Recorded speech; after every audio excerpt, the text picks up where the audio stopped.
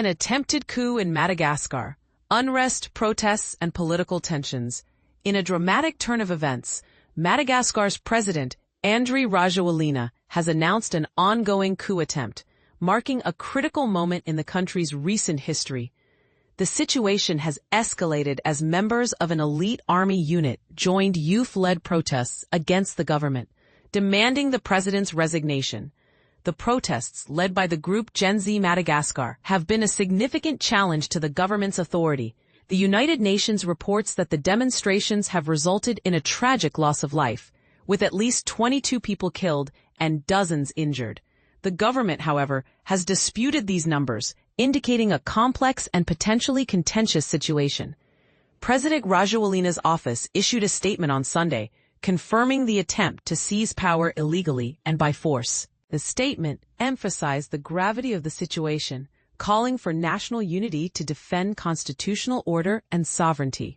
While the statement did not identify the specific group behind the coup, it highlighted the involvement of the CAPSAT military unit, which joined the protests on Saturday and called for the president's resignation.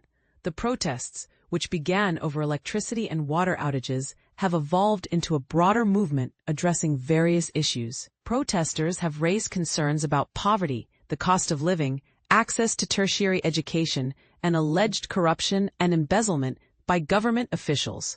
The unrest has led to the enforcement of nighttime curfews in the capital, Antananarivo, and other major cities. Rajoelina's response to the protests has been a mix of concessions and defiance. On September 29th, he fired his entire government, including the prime minister, in an attempt to appease the protesters. However, he appointed a military general as the new prime minister, which has not satisfied the protesters. The Gen Z protesters, inspired by successful movements in Nepal and Sri Lanka, have organized and mobilized through social media, showcasing their determination and influence. Madagascar's history is marked by political instability, with several coups since gaining independence from France in 1960.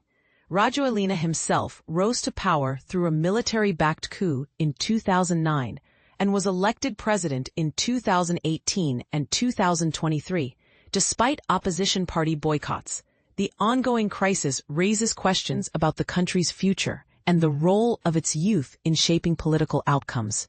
As the situation unfolds, Madagascar faces a critical juncture, with the potential for significant political change and the need for a peaceful resolution to the tensions between the government and the protesting citizens.